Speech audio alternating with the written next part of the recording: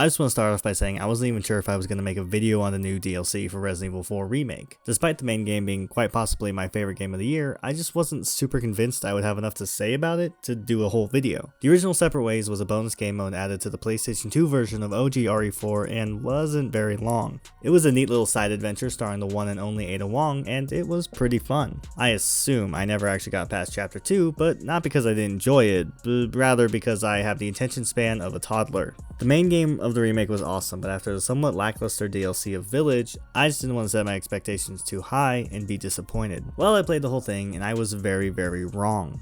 Turns out I have a lot to say about this new version of Separate Ways because I absolutely loved it, especially considering the $10 price tag, which was well below what I was expecting it to cost. I personally think it set a new standard for Resident Evil DLC. Anyway, you know what, let's just get into it. One of the biggest standouts for me in the Resident Evil 4 Remake was the incredibly fun combat. The combination of the weapons you get, the insane amount of enemies the game throws at you, and the new parry mechanic made each of Resident Evil 4's fights ridiculously fun. Nowhere is this more apparent than in the new Mercenaries mode added to the game for free. Actually, let's talk about Mercenaries for a sec, since it didn't exist when I first reviewed the game. It's pretty great, like I was just saying, and like I went into more depth in my full RE4 review. Watch that if you haven't. The combat of this game is amazing, and Mercenaries is just one continuous combat encounter where you try to earn as many points as possible by maintaining a combo, killing enemies with style, and not getting chainsawed to death. There is the added wrinkle of a time limit that you can increase by finding bonuses or killing enemies. It's a pretty straightforward game mode, but my god is it fun. The remake even adds in a new mechanic called Mayhem Mode, which gives each character a special ability. For Leon, it makes him move faster and do more damage. Luis, who wasn't playable in the original game, plants a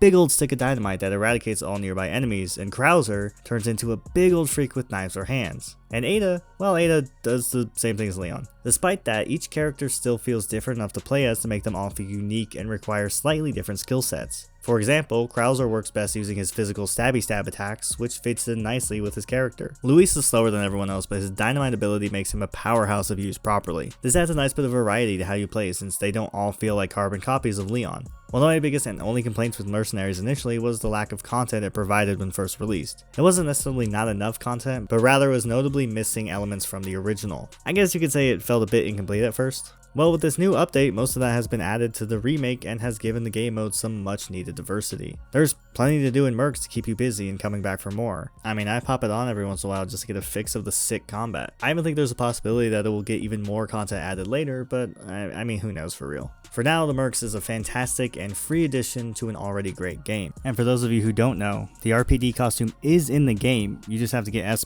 on all stages as all characters in Mercenaries. Unsurprisingly, Ada plays a lot like Leon. They even have the same mayhem mode in Mercs, but there is one fairly significant difference: Ada's grappling hook. The grappling hook isn't a massive change, but it does add to not just the combat, but also the traversal. The biggest advantage it provides in combat is the ability to grapple to enemies when they are stunned, meaning you can melee them from afar. This makes it easier to keep your distance as much as you want and still be able to close that distance in an instant if you need to. Ada feels more mobile thanks to this, and I really appreciate it. I think the trade-off for the added mobility is that Ada's knife and melee attacks have less range than Leon's. I think, honestly, not 100% sure on that one. In certain areas, you can use the grapple to escape enemies and give yourself the high ground. This even plays a huge part in one of the new boss fights, and it is one hell of a boss fight too. I absolutely love the grapple and the way it changes up the gameplay enough that it once again feels super fresh, even compared to the base game. The gameplay and the areas you explore were clearly designed with the grapple in mind, and it shows in the final product. The parry makes its glorious return in Separate Ways, and it is just as good here as it was in the main game, mostly because it's exactly the same as the main game. The stealth mechanic is back and better than ever. I genuinely think that Separate Ways did a much better job of incorporating it into the level design. Not that it felt super out of place with Leon, but it was a bit restricted by the fact that the level design had to match the OG game to a certain degree. This DLC seems to diverge almost completely from the classics, so they had more freedom to build around the new features and mechanics. In this particular aspect, Separate Ways has an advantage over the main story. Capcom was much more willing to change and completely rework Separate Ways than they were the rest of the game. Well, to be fair, I might not be the best person to make that call since I never finished the original Separate Ways, but even the very beginning chapter, which I did play, is so completely different. I'm not sure if the significant changes will be a good thing for every fan, but I actually loved it. In my RE4 Remake video, I described the level and world design changes as the game being remixed. Most of the elements you were expecting were present, they just might not be where you expect them to be. Separate Ways is that, but even more so. Obviously, there are still certain restrictions since Ada's story does still need to cross with Leon's at specific points, so they had to work around that, but nothing ends up feeling forced or out of place. Okay, now pretend I had a better segue between what I just said and something about talking about the story now, because that's what's happening. It's story time. Before I dive a little deeper, let me give you a general idea of what to expect before going into spoiler territory. Just like I said in my RE4 Remake video, I definitely think it's worth experiencing the story even if you're familiar with the original. In this case, I think it's even more true because, like I was just saying, Capcom really went off script for Separate Ways, and I personally think it totally paid off. Not only was the story an awesome experience, but also did a great job merging the original premise with a more modern take that created something entirely new. The characters all get more development, which is never a bad thing. This is a version of Ada that feels the most like a full character, and really made me appreciate her more. It helped a ton that she was the playable character, but even outside of that, they gave her just more depth. Louise continues to be the best character in the game, and even gets to show off dance moves that would put Dante to shame.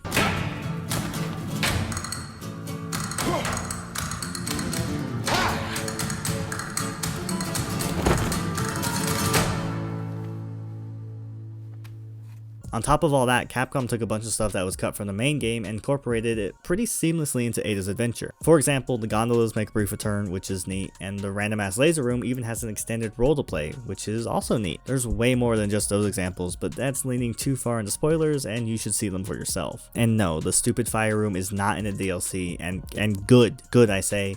That room sucks. I also think the music is just significantly better for this DLC. Wasn't sure where to fit that in, but I wanted to mention it because they put some bangers in this time around. Okay, so I'm not going to go on a long spiel about the spoilers in this game. I really think you should play it for yourself if you own the game already. That being said, there are a couple of spoilery things I want to talk about, so dip out now if that's not your scene.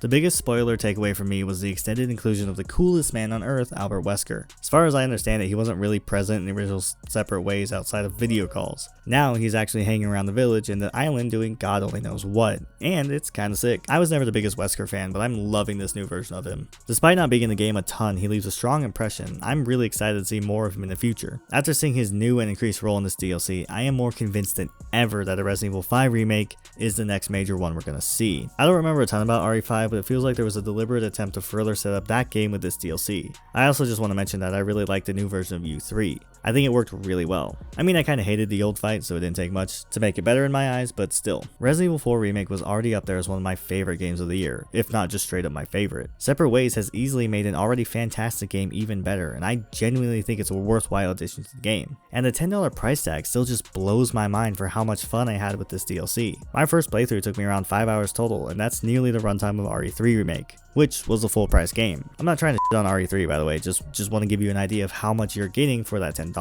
This DLC being as cheap as it is definitely doesn't make up for the bullshit with the post-launch upgrade ticket microtransaction crap Capcom pulled, but if this type of quality for this price is something we can expect from them in the future, then hey, I think it's a really good sign. Obviously not going to hold my breath too much in that regard. AAA gonna AAA after all. Overall, Separate Ways is a ton of fun and a ton of bang for your buck. If anything, it's given me even more reason to keep playing Resident Evil 4, and I'm here for it. Check it out for yourself and let us know what you thought of it in the comments below. Thanks for watching another review here on Tin and Maxx. I've been Tin, and I will see you in whatever I do next.